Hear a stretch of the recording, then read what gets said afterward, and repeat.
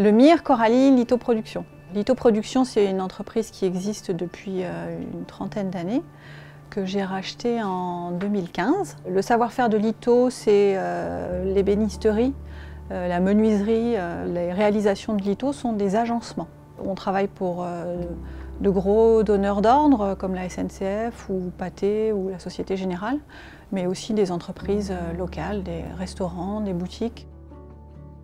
J'imagine que j'ai été choisie parce que j'ai un parcours professionnel qui a été réalisé dans des métiers qui sont plutôt masculins.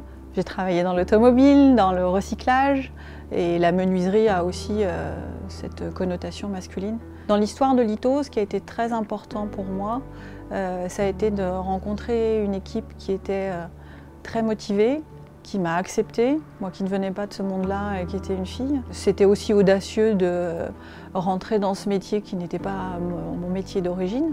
J'y suis rentrée par goût. J'avais envie d'une belle matière. Quand on a travaillé dans le recyclage, passer au bois, c'est agréable.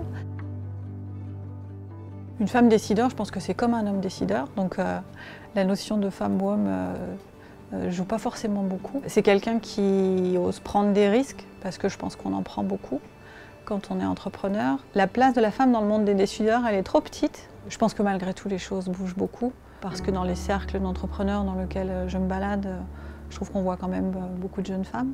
Donc j'ai bon espoir que ça s'équilibre d'ici 1 ou 2 générations.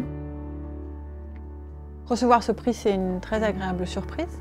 Donc je remercie tout Lyon pour ça, et les personnes du jury qui ont choisi mon parcours et puis le projet de litho. Le prix de l'audace, on peut aussi le prendre comme étant le prix de l'inconscience. Pour reprendre une entreprise, il faut une part d'inconscience. Bon, j'en ai peut-être une plus grosse que les autres.